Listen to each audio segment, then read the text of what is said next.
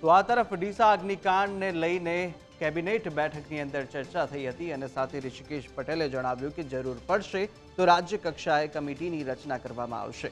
અને વર્ષ 2021-22માં ગોડાઉનની મંજૂરી આપવામાં આવી હતી, ત્યારે બાદમાં બીજી વાર મંજૂરી માંગી તે નહોતી આપી અને સ્ટોરેજની પરમિશન નહોતી આપવામાં આવી તેવું પણ જણાવ્યું હતું અને વધુમાં કહ્યું કે સ્ટોરેજ કે ફટાકડા બનાવવાની કોઈ પણ પ્રકારની પરવાનગી આપવામાં નહોતી આવી, ત્યારે એલ્યુમિનિયમ પાવડર સહિત અન્ય વસ્તુઓ મળી છે અને 12 માર્ચ પછી ગેરકાયદેસર રીતે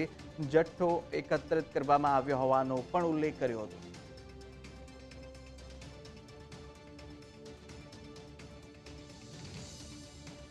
અઠવાડિયું મોડું થયું હોય એવું બની શકે, પરંતુ આખે આ કેસની અંદર ના તો સ્ટોરેજની એની પાસે પરમિશન હતી, ના તો જે ફટાકડા બનાવવાની પરમિશનનો તો વિષય પણ નહોતો. પરંતુ જે છેલ્લા 15-17 દિવસની અંદર જે આખી જે ઘટના આપણને જોવા મળે છે, એટલે એને ગેરકાયદેસર રીતે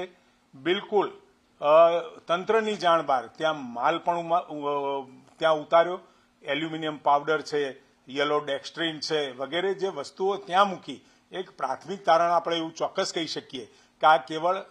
જ્યારે કાચો માલ લાવતા હોય એટલે સ્વાભાવિક છે પ્રાથમિક તારણ એવું જ નીકળે કે કદાચ એ ફટાકડા બનાવતા છે ને આ પ્રાથમિક તારણ છે. પરંતુ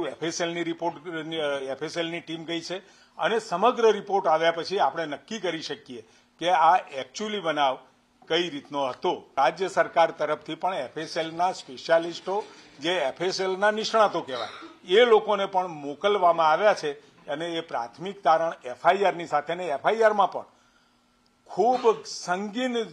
ઇલ્ઝામ જેને કહેવાય કલમો કહેવાય એવી કલમો પણ લગાવી છે. પરમિશન વાળો વિષય છે, બહારથી ક્યાંથી જથ્થો આવ્યો, કોને સપ્લાય કર્યો, આ તમામ વિગતો એ આ સ્કોપમાં વણી લેવામાં આવી છે. છતાંય જરૂર પડે, મારે હર્ષભાઈ સાથે પણ વાત થઈ છે, જરૂર પડે રાજ્ય કક્ષાની પણ કોઈ સમિતિની જરૂર પડશે તો આપણે કરીશું. પણ એક વખત પ્રાથમિક અહેવાલ જો આવી જાય ત્યાંથી એના પછી તાત્કાલિક આપણે એના આગળ નવી વ્યવસ્થાઓ ઊભી કરીશું.